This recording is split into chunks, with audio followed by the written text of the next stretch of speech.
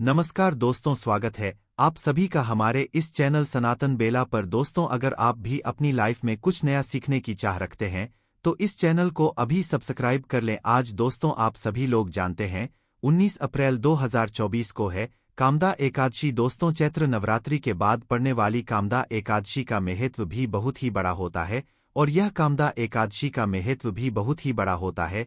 जो भी व्यक्ति नवरात्रि के दिन भगवान शिवजी को प्रसन्न न कर पाया हो, नवरात्रि के बाद पड़ने वाले जो कामदा एकादशी होता है उस दिन एक ऐसा विशेष उपाय करके जो है अपनी मनोकामना को पूर्ण कर सकते हैं। तो कामदा एकादशी के दिन आप लोगों को 5 दीपक वाला उपाय जरूर करना है। तो आपको करना क्या है, जो हम आपको आज इस वीडियो में उपाय बताने वाले हैं, वह 5 दीपक वाला उपाय बताने वाले हैं। देखो, सबसे पहली चीज हम यह समझते हैं कि यह 5 दीपक वाला उपाय आखिर करना किसको है। तो देखिए, यहाँ पर हम आपको बता दें कि घर की जो बड़ी माताएं बहनें होती हैं, उन माताओं बहनों में से कोई भी एक माता बहन इस 5 दीपक वाले उपाय को कर सकती है। दोस्तों, अब जो है यह उपाय आप लोगों को किस समय करना है, तो देखिए 5 दीपक वाला उपाय है तो 5 जो दीपक हम चलाते हैं वह मुख्य रूप से हम शाम के समय प्रदोष काल में या रात्रि के समय ही चलाते हैं। चैत्र नवरात्रि के बाद यह विशेष दिन पड़ रहा है। ऐसे ही यह कामदा एकादशी बार बार तो आता नहीं है। चैत्र नवरात्रि के बाद पड़ने वाला सबसे बड़ा दिन होता है, जिस दिन भगवान शिव जी बैठे हुए होते हैं कि कब कोई भक्त आए उनको प्रसन्न करें। और कामदा एकादशी के दिन जो है भगवान शिव जी इतना कुछ प्रदान करते हैं उपाय करने वाले व्यक्ति को, भगवान को प्रसन्न करने वाले व्यक्ति को, कि जिसकी वह कल्पना भी नहीं कर सकता है। अब हम समझते हैं कि इस 5 दीपक वाले उपाय को आपको करना कैसे है। तो देखिए, यह बात तो आप समझ गए हो कि इस दीपक वाले उपाय को आप लोगों को किसको करना है। घर की जो बड़ी माताएं बहन होंगी उनमें से कोई भी एक माता बहन को इस वाले उपाय को करना है। हाँ, अगर किसी कारणवश घर में कोई भी माता बहन उपस्थित नहीं है या किसी कारणवश वह यह उपाय नहीं कर पा रही हैं, तो फिर घर का कोई बड़ा व्यक्ति भी इस वाले उपाय को कर सकता है। पहले उपाय को अच्छे से सुन लेना, उसके बाद ही करना। तो इस उपाय में हमें क्या चीजों की आवश्यकता पड़ेगी, सीधी सी बात है 5 दीपक की तो आवश्यकता पड़ेगी ही पड़ेगी। तो उससे पहले आप लोग यह समझो कि इस उपाय को करने का जो समय है वह कौन सा समय है। तो यह बात आप लोग शायद पहले से जानते होंगे कि जो दीपक वाले उपाय होते हैं या दीपक जो ज्यादातर जलाए जाते हैं वह शाम के समय प्रदोष काल में जलाए जाते हैं। तो यह वाला उपाय भी दोस्तों कब करना है? जी हाँ दोस्तों, शाम के समय प्रदोष काल में करना है। अब शाम का समय प्रदोष दोष काल हम बोल देते हैं तो लोगों को बहुत ज्यादा परेशानी होती है, समझ नहीं आता है कि यह उपाय हमें करना कितने बजे से लेकर कितने बजे के बीच में है। तो यहाँ पर हम आपको बता दें कि प्रतिदिन का जो मतलब प्रदोष काल का जो समय होता है या शाम का समय होता है या कामदा एकादशी के दिन का जो शाम का समय प्रदोष काल का जो समय होगा, वह आप मान सकते हो कि शाम के 6 बजे से लेकर शाम के 7 बजे के बीच का जो समय होगा, इस बीच में आप लोग इस वाले उपाय को कर सकते हो। कोई दिक्कत परेशानी आपको नहीं आएगी। पर दोस्तों, बहुत सारे लोग क्या होते हैं कि वह अपनी ड्यूटी पर जाते हैं, अपने काम पर जाते हैं या कोई अलग अलग जगह पर जाता है और वह समय पर अपने घर पर नहीं आ पाते हैं या 7 बजे तक नहीं पहुंच पाते हैं। तो उन लोगों के लिए भी एक और काम है कि अगर कोई इस व्यक्ति इस उपाय को 600 बजे से लेकर 7 बजे के बीच में शाम के ना कर पाए तो वह व्यक्ति इस उपाय को 7:10 या रात्रि 8 बजे तक भी कर सकता है। कोई दिक्कत वाली बात नहीं है। अगर आप किसी कारणवश लेट भी हो जाते हो, पहली कोशिश आपकी यही होनी चाहिए शाम के समय प्रदोष काल में कर लो कामदा एकादशी के दिन। अब बात आती है दीपकों की कि 5 दीपक वाला उपाय है तो 5 दीपक तो हमें समझ आ गए, पर यह जो 5 दीपक हैं यह तैयार कैसे होंगे? क्या यह 5 दीपक हम आटे के लेंगे या 5 दीपक हम मिट्टी के लेंगे? तो देखिए, इस बात को आप समझिए कि देखिए, आपको सबसे आसानी से और इस उपाय को करने के लिए जो सबसे आसानी से आपके दीपक बने वह बनेंगे आटे के दीपक, मिट्टी के। अगर कोई व्यक्ति दीपक लेगा तो उसे नए दीपक लेने पड़ेंगे, जो कि सभी लोगों के पास संभव नहीं हो पाएंगे। तो इसलिए इस उपाय में 5 दीपक वाले उपाय में आप लोगों को जो दीपक बनाना है वह बनाना है आटे की दीपक। आटे की दीपक बनाने में भी आपको इस बात का ध्यान रखना है कि जो आटा आप लोग दीपक के लिए इस्तेमाल कर रहे हो, मतलब बहुत सारे लोग ऐसे होते हैं, मतलब सोचते हैं कि हमने जो रोटी बनाने के लिए आटा गूंदा है उसी आटे में से थोड़ा सा आटा लेकर हम दीपक बना लेंगे, पर ऐसा नहीं होता है। वह जो आपकी रोटी बनाने के लिए आटा होता उसमें आप नमक डालते हो, पर जो हम दीपक बनाने के लिए आटा घनते हैं उसके अंदर कुछ भी नहीं डलता है। वह सादा आटा होता है, उसके अंदर पानी डालकर हम उसे गूंद लेते हैं और फिर उसके दीपक बनाते हैं। तो इसलिए जो 5 दीपक का आटा आप लोग तैयार करोगे उसके अंदर आपको कुछ भी नहीं डालना है, इस बात का ध्यान रखना है। तो थोड़ा सा आटा लेकर उसको गूंद लेना और उसका आटा तैयार कर लेना, और 5 दीपक आपको यहाँ पर तैयार कर लेने हैं। कितने बड़े करोगे? मीडियम साइज का जो एक दीपक होता है उतने बड़े तैयार करोगे। तो अब दोस्तों, जैसे ही आप लोगों के यह 5 दीपक तैयार हो जाते हैं आटे के, तो आप वैसे के वैसे ही इन्हें एक पूजन वाली थाली में रख लो या एक प्लेट में रख लो, क्योंकि आप इन 5 दीपकों को हाथ में तो रखकर कहीं लेकर नहीं जा सकते, इसलिए पहले से अपनी एक पूजन वाली थाली तैयार करके रखो, या तो कोई प्लेट रखो जिसके अंदर यह 5 दीपक बन जाए। तो जैसे ही आप लोग आटे के 5 दीपक बना लेते हो, इन 5 दीपकों को एक एक करके अपनी उस प्लेट में या पूजन वाली थाली के अंदर अच्छे से रख लेना। रख लिया आप लोगों ने, अब बारी आती है हमें इन दीपक को पूर्ण रूप से तैयार करने की। कैसे तैयार करोगे? देखो, अभी हमने दीपक तैयार किए, पर इनके अंदर ना बाती डाली कोई सा तेल डाला है, तो वह समझते हैं आप। तो देखिए, इन 5 दीपकों के अंदर जो बाती रखा है वह आप लोग भी शायद जानते होंगे कि कौन सी बाती रखाई, क्योंकि भगवान शिव जी के लिए हमेशा गोल बाती का प्रयोग किया जाता है। भगवान शिव जी के उपायों में हमेशा गोल बाती का प्रयोग किया जाता है। तो सीधी सी बात है कि इस वाले उपाय में इन 5 दीपकों के अंदर गोल बाती रखा आएगी। यहाँ पर भी एक सबसे बड़ी चीज आती है कि जो गोल बाती आप लोग उपाय में इस्तेमाल करते हो ना, वह गोल बाती कोशिश किया करो कि आप अपने हाथ ही बनाओ। मतलब आपके घर में रोई रखी होती है, उसी रोई से आप उपाय के लिए 5 गोल बाती यहाँ पर बनाकर तैयार कर लो। बाजार वाली भी ले सकते हो, पर किसी विशेष दिन पर जब हम कोई विशेष उपाय करते हैं ना, तो उस उपाय को करने की सारी सामग्री हम अपने हाथ से ही तैयार करें तो वह ज्यादा बेहतर होता है। और उस मतलब उपाय को करने से भगवान शिव जी और जल्दी प्रसन्न होते हैं, क्योंकि भगवान शिव जी खुद कहते हैं कि इस व्यक्ति ने जो है हमारे इस उपाय को करने के लिए अपने हाथों से ही सारी चीजें तैयार की है, तो इसको जो उपाय का फल है वह बहुत ही जल्दी मिलेगा। तो इसलिए दोस्तों, आप लोगों को सभी उपायों की सामग्री अपने हाथों से ही तैयार करनी होती है। तो जो गोल बाती आप लोग बनाओगे वह अपने हाथों से बना लेना, और एक एक गोल बत्ती 5 दीपकों के अंदर रख लेना। 5 दीपकों के अंदर गोल बत्ती रखने के बाद अब बारी आती है इसके अंदर आपने क्या डालना है। तो देखिए, इसके अंदर इन 5 दीपकों के अंदर जो चीज आप लोग डालोगे वह डालोगे शुद्ध देसी गाय का घी। देखो, यहाँ पर विशेष रूप से ध्यान रखना, कामदा एकादशी का दिन है, सबसे बड़ा दिन है, ऐसा दिन बार बार नहीं आता है। तो शुद्ध देसी गाय का घी इस्तेमाल करना, ना भैंस का घी चलेगा ना इसमें बाजार वाला घी चलेगा। बाजार वाले घी में बहुत मिलावट आती है, और भैंस का घी भी नहीं चलेगा। कोशिश करना, थोड़ा ढूंढने पर आपको मिल जाएगा शुद्ध देसी गाय का घी। और हम तो आपसे पहले से ही बोलते हैं, उपायों के लिए हमेशा अपने घर में थोड़ा सा शुद्ध देसी गाय का घी रखा करो, क्योंकि क्या पता कब काम आ जाए, कब उपाय को करने में हमें इस्तेमाल में आ जाए। तो इसलिए अपने घर में थोड़ा सा शुद्ध देशिका का घी जरूर रख करो, क्योंकि इसी शुद्ध देसी गाय की घी को घर में रखने से सुख शांति और धन समृद्धि भी बढ़ती है। तो जो शुद्ध देसी गाय का घी हो उसे थोड़ा थोड़ा जो है अपने 5 दीपकों के अंदर डाल लो। इतना डाल लो कि वह दीपक कुछ समय तक जल सके। तो 5 दीपक के अंदर आपने घी डाल लिया। अब आपकी यह दीपक जो है 5 दीपक तैयार हो चुके हैं।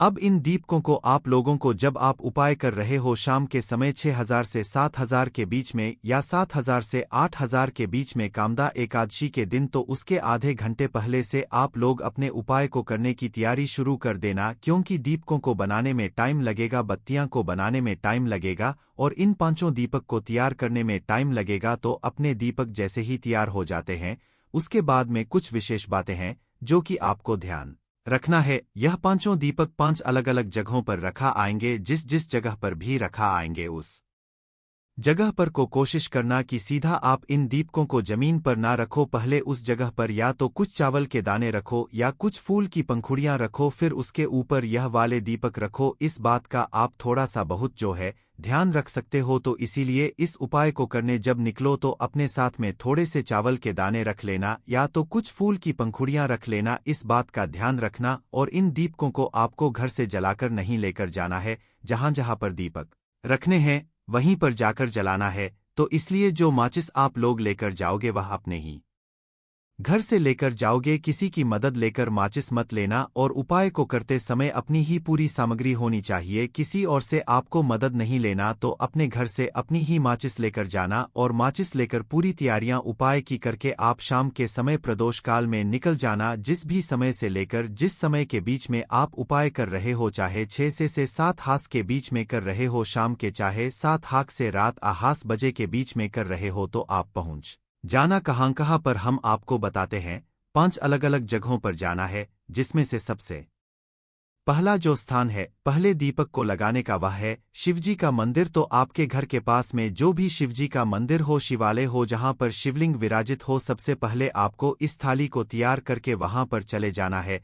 अपने घर से शुद्धता का विशेष रूप से ध्यान रखना। शाम के समय तो आप नहा नहीं सकते, सुबह के समय नहा लीजिएगा, अच्छे नए वस्त्र पहन लीजिएगा, धुले हुए वस्त्र पहन लीजिएगा। शाम के समय हाथ मुंह धोकर आप इस उपाय की तैयारी करके अपने घर से निकल जाइएगा और सबसे पहले जाइएगा अपने घर के पास में ही जो शिव मंदिर है, वहां पर शिव मंदिर जैसे ही पहुंचते हो तो शिव जी के दर्शन करना, उनसे प्रार्थना करना और शिव जी की शिवलिंग के पास में बैठ जाना। बैठने के बाद अपनी सबसे पहले माचिस निकालना और अपनी जो प्लेट है पूजन वाली थाली, उसमें जो पहला दीपक होगा कोई सा भी एक दीपक पहले जला लेना है। सब दीपक नहीं जलाने हैं, कोई सा भी एक दीपक जलाना है, क्योंकि हमें जहां जहां पर यह दीपक जलाना है वहीं पर जाकर हर दीपक को जलाते जाना है। तो पहला दीपक हम शिव जी के मंदिर में जला रहे हैं, तो अपनी माचिस से अपना पहला दीपक जलाना। पहला दीपक जलाकर उठाकर अपनी प्लेट के अंदर से उठाकर उस दीपक से आप चाहो तो भगवान शिव जी की आरती भी उतार सकते हो, अन्यथा ऐसे ही जो है बिना आरती उतारे भी आप शिवलिंग के पास में रख सकते हो। बस इस दीपक को जब शिवलिंग के पास में रखो तो इस बात का ध्यान रखना कि शिव जी को उस दीपक की आंच ना लगे, क्योंकि यह उपाय हम भगवान शिव जी को प्रसन्न करने के लिए कर रहे हैं, अपनी मनोकामना को पूर्ण करवाने के लिए कर रहे हैं। तो जैसे ही आप लोग अपना यह पहला दीपक रख देते हो भगवान शिव जी के शिवलिंग के पास में, उसके बाद में आप अपनी वह मनोकामना बोलना जिस मनोकामना के लिए आप लोग अपना यह वाला उपाय कर रहे हो। मनोकामना विशेष रूप से बोल देना। जैसे ही मनोकामना बोलते हो पहले दब को जलाकर रख देते हो, भगवान को धो देकर प्रार्थना करके आप वहां से उठ जाना। अपने बाकियों के दीपक अपने साथ में लेकर आ जाना। पहला दीपक शिव जी के मंदिर में लगेगा, दूसरा दीपक अब कहां पर लेकर जाओगे? उस शिव जी के मंदिर के पास में या तो आपके घर के पास में जो भी बेलपत्र का पेड़ हो, बड़ा वाला बेलपत्र का पेड़ हो, उस बेलपत्र के पेड़ के नीचे पहुंचना। अपना दूसरे नंबर का दीपक वहीं पर बैठकर जलाना। प्लेट के अंदर ही दीपक जलाकर उस दीपक को उठाकर चाहो तो आरती उतारकर जो है उसी बेलपत्र के पेड़ के नीचे रख देना और वहां पर भी भगवान से प्रार्थना कर लेना, धोख दे लेना। दूसरे नंबर का आपने दीपक चला दिया, अब वहां से भी उठ जाना और तीसरी जगह पर जाना, जो कि है दोस्तों पीपल का पेड़ आपके घर के पास में या उस बेलपत्र के पेड़ के पास में जो भी पीपल का पेड़ पड़े, उस पीपल के पेड़ जाना। वो पीपल का पेड़ भी बड़ा होना चाहिए, इस बात का ध्यान रखना। तो पीपल के पेड़ के नीचे पहुंचकर वहां पर बैठना है। बैठकर जो है अपना तीसरा नंबर का दीपक जलाना है। दीपक जलाकर उसी पीपल के पेड़ के नीचे रख देना है, भगवान से प्रार्थना कर लेना है, निवेदन कर लेना है और धोख देकर वहां से उठ जाना है। 3 दीपक आपने जला दिया है। अब जो चौथे नंबर का दीपक होगा यह आप लोग लेकर जाओगे किसी भी आंवले के पेड़ के नीचे। वो आंवले का पेड़ बड़ा होना चाहिए, इस बात का ध्यान रखना है। आंवले के पेड़ के नीचे पहुंच तो आंवले के पेड़ के नीचे पहुंचकर अपने चौथे नंबर का दीपक जलाना। दीपक जलाकर उससे आरती उतारना, चाहो तो आरती उतारना और उस चौथे नंबर के दीपक को उसी आंवले के पेड़ के नीचे रख देना और हाथ जोड़कर भगवान से प्रार्थना करके धूप देकर वहां से उठ जाना। यहाँ पर आपने कुल मिलाकर 4 दीपक जला दिए हैं।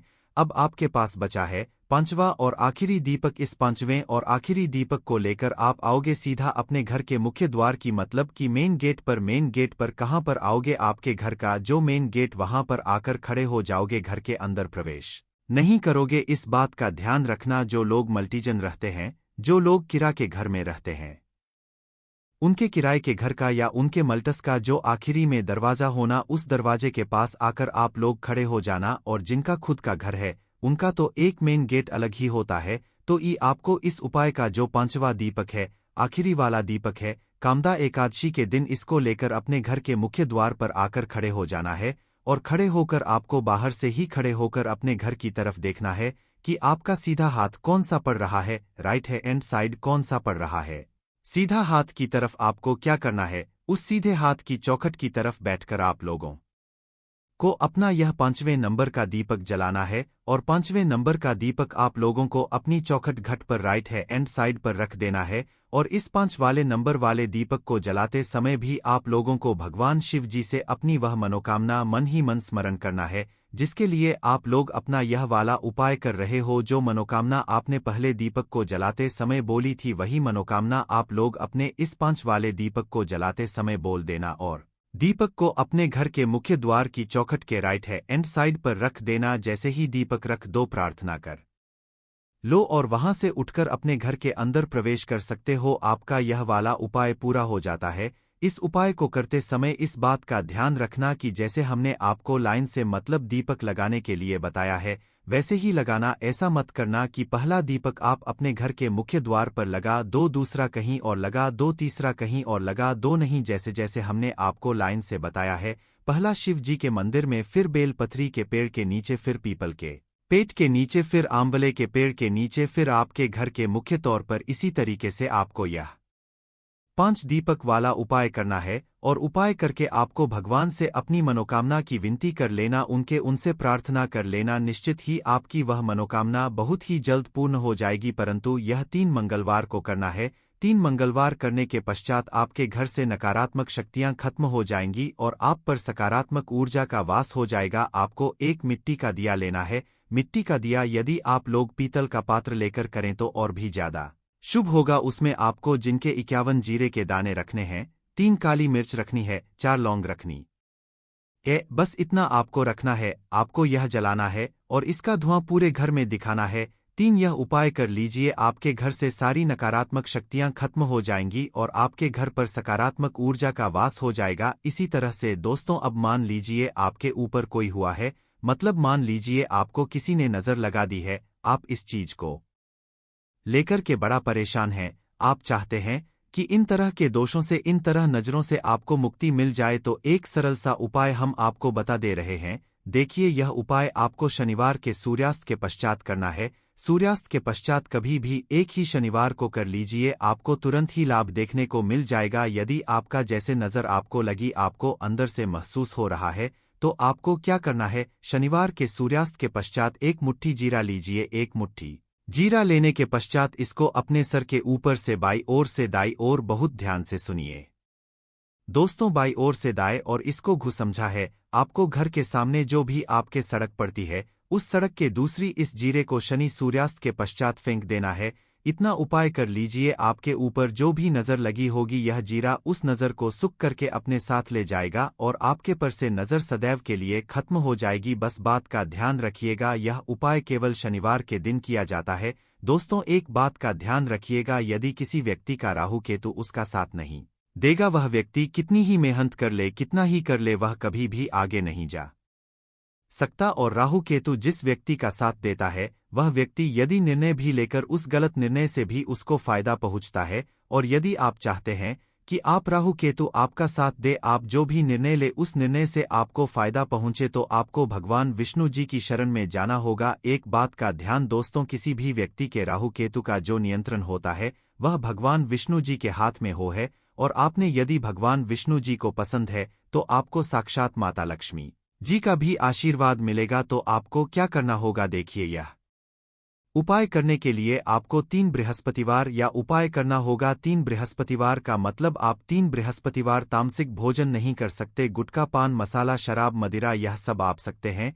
3 बृहस्पतिवार यह उपाय करने के पश्चात आपका राहु केतु सदैव आपका साथ देगा। जो भी निर्णय लेंगे उस निर्णय से आपको फायदा पहुंचेगा। बहुत ही आसान सा है।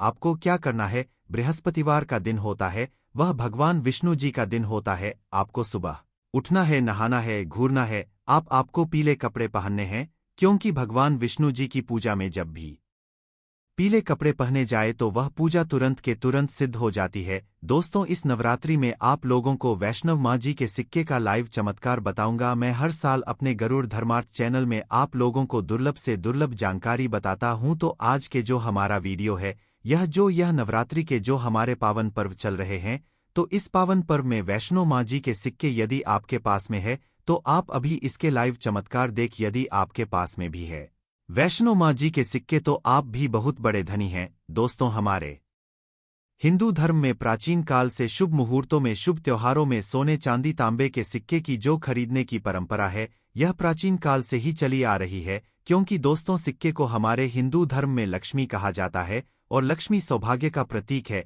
वैष्णव माँ के सिक्के का नवरात्रि के किसी भी दिन यह उपाय करना है। चमत्कार देखकर दोस्तों आपकी आंख फटी की फटी रह जाएंगी। यदि आपके पास वैष्णव माँ जी के पुराने सिक्के नहीं है तो दोस्तों आप इसे ढूंढना शुरू कर दें। पहल वैष्णो माँ जी के सिक्के हमारे भारतवर्ष में बहुत चले हैं, तो इसके लाइव चमत्कार आज के इस वीडियो में बताऊंगा। नवरात्रि के आप इससे जागरण करके बहुत सारे लाभ ले सकते हैं।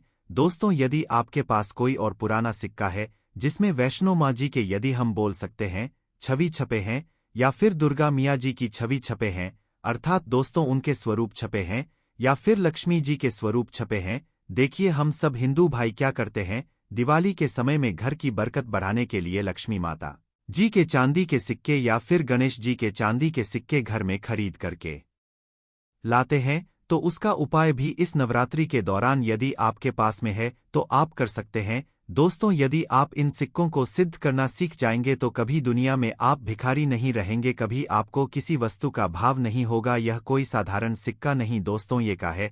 इसीलिए दोस्तों, आज की इस वीडियो में, क्योंकि नवरात्रि अभी चले, नवरात्रि के समय में मैं आप लोगों को हर नवरात्रि में अच्छे से अच्छी जानकारी देने का प्रयास करता हूं। दोस्तों, नवरात्रि को जागरण का पर्व कहा जाता है क्योंकि नवरात्रि में देवी माँ दुर्गा पृथ्वी लोक पर अपने संपूर्ण शक्ति के साथ हम मनुष्य के कल्याण के लिए एवं जीवों के लिए छोटी नौकन्या के रूप बना करके आती है। दोस्तों, नवरात्रि में कोई माँ का ध्यान करते हुए, यदि एक नवरात्रि में यदि माँ का ध्यान करते हुए कोई भी व्यक्ति एक रात्रिकालीन में जाग जाए तो व्यक्ति के एक जन्म का पाप मिट जाते हैं। दोस्तों, नवरात्रि में किसी भी दिन, नवरात्रि में किसी भी दिन यदि दिन की अपेक्षा आप रात में माता की पूजा करते हैं तो दोस्तों माता जल्दी प्रसन्न होती है। मैं दिन की अपेक्षा ध्यान से सुनिए, यदि रात में माता की पूजा करते हैं तो माता जल्दी प्रसन्न होती है। और नवरात्रि की जो हर एक सेकंड है, गंगाजल के सामान पवित्र और कल्प वृक्ष के सामान सब कुछ देने वाला है।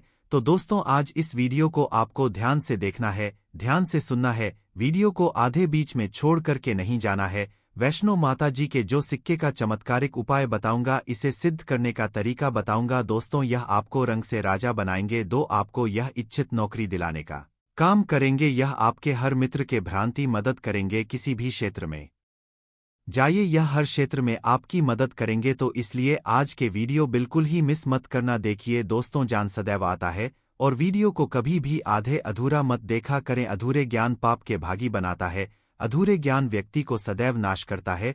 तो दोस्तों, सनातन बेला एक तो सब्सक्राइब जरूर कर लेना। दोस्तों, जब आप हमारे चैनल को सब्सक्राइब करते हैं तो हमारे मनोबल बढ़ते हैं और आप लोगों के लिए इस तरह की फिर ज्ञान भरी अच्छी अच्छी जानकारी लेकर के हैं। चलिए जानते हैं दोस्तों, एक खास बात कि इस वर्ष की नवरात्रि पूरे 9 दिनों का रहने वाला है। हर साल नवरात्रि 9 दिनों का नहीं होता दोस्तों, कई साल की नवरात्रि 8 दिनों की हो जाती है, कई साल की नवरात्रि 10 दिनों की हो जाती है। परंतु एक खास बात, इस वर्ष की नवरात्रि पूरे 9 दिनों का रहने वाले हैं। और नवरात्रि में माता रानी जो है पूरे 9 शुभ बना करके प्रत्येक हिंदू भाई के घर में आएंगे। तो नवरात्रि में यदि आप माता रानी को प्रसन्न करना चाहते हैं तो नवरात्रि के किसी भी एक दिन काल के समय में माता रानी मोगरे का फूल, अर्थात दोस्तों जो मोगरे का पुष्प आते हैं, जिसे हम जैस्मिन बोलते के, इसकी गजरा बनाकर के माता रानी को पहना देना या फिर भेंट कर देना। इससे माता रानी बहुत प्रसन्न होती है। और यदि आप ऐसा करते हैं, माता रानी को नवरात्रि के सप्तम दिन यदि माता रानी को मोगरे के पुष्पा की गजरा बना करके यदि माता को भेंट करते हैं तो माता ऐसे भक्तों को सब कुछ देने के लिए सब कुछ अपना निछावर कर देती है। जैसे कि धन, ऐश्वर्य, सुख, शांति, माता सब कुछ निछावर कर देती है। लोगों को होना रू धर्मार्थ हमारे चैनल एक खास चैनल है और आप लोगों को हम गुप्त से गुप्त जानकारी भी बताते हैं दोस्तों, ताकि आप सब लोग नवरात्रि के समय का भरपूर आनंद उठा सके। दोस्तों, नवरात्रि के समय बहुत सारे ऐसे भाई हमारे चैनल में जुड़े जिन्हें पूरे टाइम नहीं मिल पाते, वक्त नहीं मिल पाती, तो गजरा बना करके माता को चढ़ाई। आपके सभी मनोकामना केवल एक ही दिन की गजरा चढ़ाने से माता पूर्ण करती हैं। दोस्तों, माँ का बहुत होता है, माँ को प्रसन्न बहुत आसान है, बस आपके भाव अच्छे होने चाहिए। तो दोस्तों, यदि आपके पास वैष्णव माँ जी का या फिर लक्ष्मी माँ जी का यदि कोई पुराना सिक्का है, तो नवरात्रि में इस पर्व से आप जो है दोस्तों उस सिक्के को जागृत कर सकते हैं। सदैव याद रखना, बिना जागरण के अर्थात दोस्तों बिना शक्तिपात किए हुए कोई भी चीजों को लेते हो वह लाभान्वित नहीं होते, आपको लाभ नहीं देते। एक छोटा सा से समझना, यदि आप कोई भगवान की मूर्ति घर में खरीद करके ला रहे हैं, मैं प्राण प्रतिष्ठा नहीं, तो दोस्तों ऐसे मूर्ति की घर में पूजा नहीं होती। हमारे शास्त्र कहते हैं कि जिस मूर्ति में यदि प्राण प्रतिष्ठा हो वह मूर्ति हमें फल प्रदान करता है। उस मूर्ति की पूजा करने से हमें धन ऐश्वर्य सभी तरह के भौतिक सुखों की प्राप्ति होती है। जब कोई ब्राह्मण मंत्र जाप करके प्राण प्रतिष्ठा करते हैं मूर्ति में तो होता है, उसी तरह दोस्तों यह वैष्णव मंझे भी लोगों के पास में है। यह अभी बहुत भी कुछ वर्ष पूर्व चले हैं, तो यदि आपके पास है, परंतु यदि आप इसे जगा करके नहीं रखे तो दोस्तों यह आपके लिए बिना किसी काम के जैसा है, केवल एक साधारण सिक्का है। परंतु आज के इस वीडियो में इसके में जो जगाने का तरीका बता दूंगा, यदि आप यह तरीका सीख जाएंगे तो यकीन मानो दोस्तों आप इस सिक्का को जागृत करके दिन दुगुनी और चौगुनी अपनी तरक्की करा सकते हैं। दोस्तों, यह सिक्का मंत्रों से जागृत नहीं होगा, यह सिक्का किसी भी तरह की क्रिया से जागृत नहीं होगा। केवल मैं एक ऐसा वृक्ष के बारे में बताऊंगा जिसके जड़ में रखने से जागृत हो जाएंगे। दूसरा, इस सिक्के को जागृत करने का तीनों तरीका बताऊंगा। जो तरीका आपको अच्छा लगे वह तरीका जरूर करना। परंतु दोस्तों, यदि आपके पास में वैष्णव माँ जी का सिक्का नहीं है, परेशान मत। यदि आपके पास में कोई पुराने सिक्के जिसमें हनुमान जी महाराज हैं या फिर भगवान गणेश जी महाराज हैं, गणेश जी नहीं है, कोई बात नहीं। यदि कोई भी देवी देवताओं के सिक्के यदि आपके पास में जिसमें देवी देवता अंकित हो, तो ऐसे सिक्के को जागृत करके आप कम ही समय में धनवान बन सकते हैं। यह सिक्का एक बार आप जागृत कर लेते हैं तो समझ जाना दोस्तों की कुंजी आपको मिल गई। यह कोई साधारण नहीं है सिक्का जो नवरात्रि में जागरण होता है, तो नवरात्रि में छल और अचल, सजीव और निर्जीव सभी वस्तु जो है चैतन्य हो जाती है, सभी वस्तु में प्राण आ जाती है।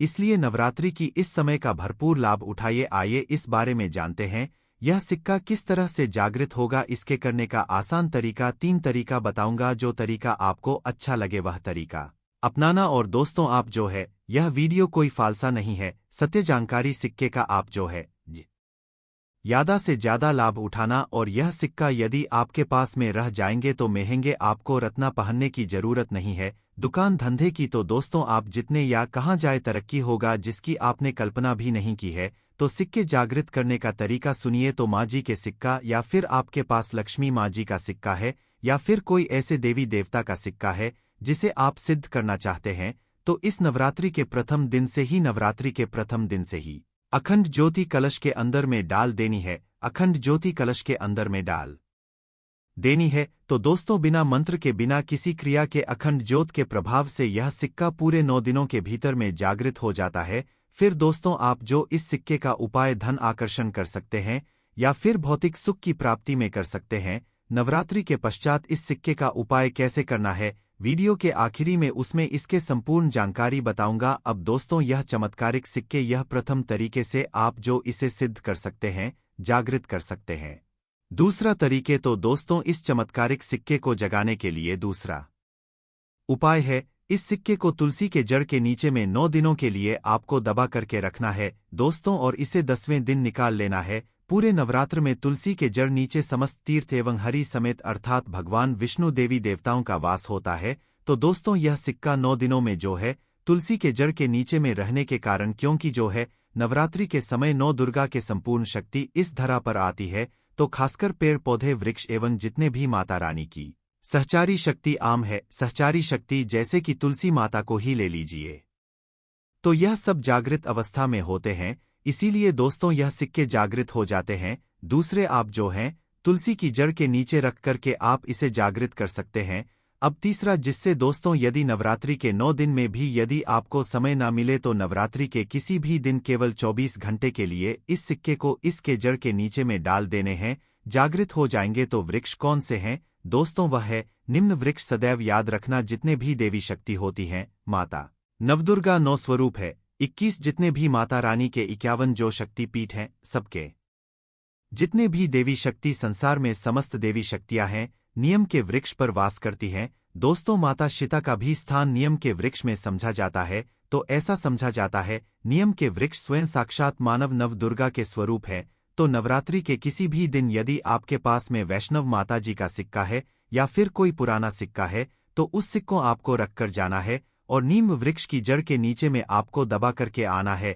ऐसे नहीं दबाना है, बस नीम वृक्ष से प्रार्थना करना है, क्योंकि नीम वृक्ष में माता का वास होता है। तो यही प्रार्थना करना है कि हे नवदुर्गा माता, इस सिक्का को आप जागृत करें, मैं आपके श्री चरणों में छोड़ने आया हूं। तो जो है आप जो दोस्तों 4 से 5 अंगुल के नीचे निम्न वृक्षा के जड़ के नीचे में इस सिक्के को दबा करके आ जाना है। नवरात्र प्रथम दिन दबाते हैं, 9 दिनों तक रहता है। तो बहुत ही है, समय नहीं मिल पा रहा है, वीडियो को टाइम में देख रहे हैं, तो नवरात्रि के किसी भी दिन आप जो इसे 24 घंटे के लिए भी दबा सकते हैं। यदि आपको नवरात्रि के 8वें दिन यह वीडियो देख रहे हैं तो 24 घंटे के लिए दबा सकते हैं। बाकी आप जो है ज्यादा दिनों के लिए दबा करके रखते हैं, नवरात्रि के पश्चात निकाल करके रखते हैं, तो और थोड़ा ज्यादा यह प्रभावशीलता है। इसके पश्चात दोस्तों नवरात्रि के पश्चात इन्हीं सिक्कों को किस तरह से उपाय करने हैं वह ध्यान से थोड़ा सुनिए दोस्तों, क्योंकि यह सिक्के जागृत हो गए हैं। परंतु यदि आप इनके उपाय भी नहीं जानेंगे तो दोस्तों आपको कैसा लाभ मिलेंगे? यह सिक्के जागत जाएंगे तो इसका उपाय आप बहुत सारे कार्यों में कर सकते हैं। कौन से कार्यों में, आइए जानते हैं दोस्तों। यह जानकारी बताने से पहले अभी तक आपने यदि वीडियो को लाइक नहीं है तो वीडियो को लाइक कर दीजिए। यदि आप भी हैं कि माता रानी आपके घर में आए, आपके घर के सभी मनोकामनाएं को, सभी सदस्यों की मनोकामनाएं को पूर्ण करें, आपके घर में धन दौलत की बढ़ोतरी करें, तो दोस्तों कमेंट बॉक्स में जरूर लिखना माता रानी आपका स्वागत है। माता रानी प्रत्येक हिंदू भाई के घर में जाते, आप माने या ना माने तो जानते हैं। नवरात्रि के पश्चात सिक्के का उपाय कैसे करना है, तो दोस्तों आप इस लॉकेट की भांति लगवा करके आप इस सिक्के को, चाहे माता वैष्णव जी के सिक्के हैं, चाहे लक्ष्मी जी के सिक्के हैं, चाहे आपके पास पुराने कोई सिक्के हैं, आप उसे सिद्ध करने के लिए दबा करके रखिए। जो सिद्ध करके रखे हैं तो इस सिक्के को दोस्तों लॉकेट के आपको हुक लगवा करके बनवाना है, अर्थात इसे लॉकेट के हुक लगवा करके आपको पहनना है। दोस्तों पहनते ही आपके जीवन में बहुत ही ज्यादा चमत्कार होना शुरू हो जाएंगे। महंगे रत्न से भी आपको फायदे देंगे, मित्र के हर कदम ही आपके मार्गदर्शन करेंगे, अर्थात ऊर्जा रूप में हर क्षेत्र में आपकी मदद करेंगे, क्योंकि यह जागृति चीज ही सदैव कम समय में व्यक्ति को अधिक लाभ देते हैं। दोस्तों आपने कई लोगों को यह सुना होगा कि फलाना व्यक्ति रातोंरात अचानक उनकी किस्मत बदल गए, धनी बन गए या फिर उनके जीवन में परिवर्तन आ गया। तो ऐसे ही होता है दोस्तों, यह जो अब बोल जागृति व्यक्ति के जीवन को बदल करके रखने में होते हैं।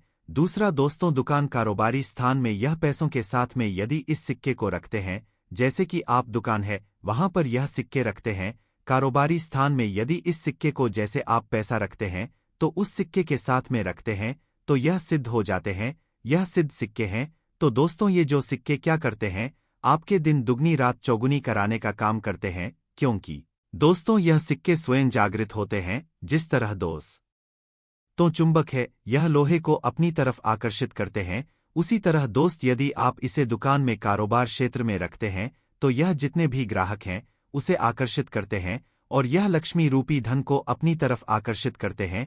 तो इससे आपके ज्यादा से ज्यादा उन्नति होता है। इसके पश्चात दोस्तों इसे धन पेटी और पर्स में रखते हैं, तो जब तक यह सिक्के आपके पर्स में रहेंगे, धन पेटी में रहेंगे, दोस्तों कभी भी आपको धन दौलत वैभव की कमी नहीं होगा। इसके पश्चात दोस्तों घर के सभी लोग, जहां पर सभी लोग आपके घर में बैठते हैं, तो उस स्थान पर फ्रेम बंधवा करके यदि घर में यह सिक्के रखा जाए, जहां पर सभी लोग, जैसे कि हाल है तो हाल में घर के सभी लोग बैठते हैं, तो ऐसे स्थान में फ्रेम बंधवा करके यह सिक्के रखा जाए, तो यह घर के सभी लोगों के घर में जितने भी आपके सदस्य हैं दोस्तों सभी लोगों की किस्मत चमका देगा। दोस्तों सभी लोगों की किस्मत सितारे जैसा चमकेंगे और दोस्तों यह जानकारी आपकी किस्मत चमका देंगे, आपके भाग्य उदय करा देंगे, बंद किस्मत के ताले को खोल देंगे।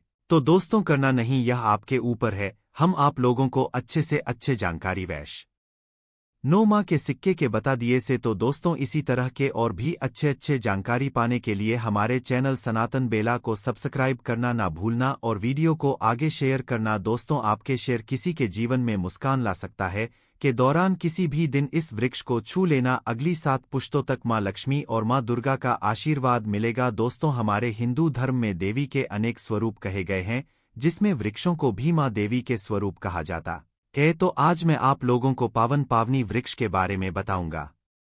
नवरात्रि के पावन पर्व चल रहे हैं। नवरात्रि के पावन पर्व में कुछ ऐसे वृक्ष हैं जो कि देव वृक्ष गए हैं, देवी वृक्ष हैं। यह देवी के स्वरूप होते हैं, माता काली के स्वरूप होते हैं और हमारे धर्म में पेड़ पौधे को देवी देवता मान करके हम इनकी पूजा करते हैं और हमें पूजा भी जरूर करनी चाहिए। साइंस भी कहता है पेड़ पौधे मनुष्य को फ्री में प्राण वायु प्रदान करते हैं और पेड़ पौधे हमें ऑक्सीजन देते हैं और हमारे जो कार्बन डाइऑक्साइड होता है उसे ग्रहण करके सभी ताराज के जितने भी नकारात्मक चीज होते हैं उसे अपने अंदर में स्वयं सोख लेता है और हमें दान करते हैं। तो पेड़ स्वयं तेज धूप में तपता है परंतु मनुष्य को शीतल छाया प्रदान करता है। तो नवरात्रि के समय में कुछ ऐसे पेड़ पौधे हमारे धर्मशास्त्र में कहे गए हैं, कुछ छूने मात्र से व्यक्ति के बंद किस्मत के ताले खुल जाते हैं, व्यक्ति का सौभाग्य चमक जाता है। हमारे शास्त्रों में पेड़ पौधों को बहुत ही गुणकारी कहा जाता है। अनेक बीमारी का उपचार पेड़ पौधों में ही छुपा है, जड़ी बूटी में ही छुपा है और भगवान श्री ने गीता में स्वयं कहा है कि वृक्षों में पीपल का वृक्ष हूं। पीपल के वृक्ष को वृक्षों का राजा कहा जाता है क्योंकि पीपल वृक्ष की जो आयु होती है सबसे ज्यादा होती है, सबसे अत्यधिक होती है। पीपल वृक्ष सर्वशक्तिमान, पूजा पाठ में अत्यधिक इसका महत्व होता है। दोस्तों इसीलिए कृष्णा ने गीता में स्वयं कहा है कि मैं वृक्षों में पीपल का वृक्ष हूं। तो चलिए आज मैं आप लोगों को नवरात्रि के समय में छुए जाने वाले वृक्ष के बारे में बताऊंगा। दोस्तों हमारे धर्म में अनेक ऐसे वृक्ष हैं जो कल्याणकारी होते हैं, मंगलकारी होते हैं। यदि इस वृक्ष को छू लेते हैं तो आपकी सभी तारा आज की परेशानी है, सभी तारा आज के कष्ट हैं, यह सब समाप्त हो जाते हैं। खास करके नवरात्रि के समय में इसका असर कई लाख गुना होता है। नवरात्रि के समय को शक्ति का पर्व कहा जाता है। शक्ति पर्व क्यों कहा जाता है? क्योंकि इस समय अचेत जो वस्तु होती है वह भी चेतना युक्त हो जाती है, अर्थात इस शक्ति हमारे धरती लोक में आ जाती है। नव दुर्गा को क्या बोल सकते हैं? हम शक्ति बोल सकते हैं। तो माता रानी इस पर आती है, इस पृथ्वी लोक पर है। तो जितने भी पेड़ पौधे हैं, जीव जंतु हैं, चल अचल सभी तरह आज के जो वस्तु हैं, यह सब में प्राण आ जाते हैं, इन सब में शक्ति निहित हो जाती है, जागृत हो जाती है। तो इस समय घर के देवी स्वरूप कहे गए जो पेड़ पौधे होते हैं, जाकर के आप इसे छू करके आते हैं तो आपके जीवन की परेशानी है, दुख है, तकलीफ है, कष्ट है, रोग है, बीमारी है, कला है, क्लेश है, जीवन में चल रही बहुत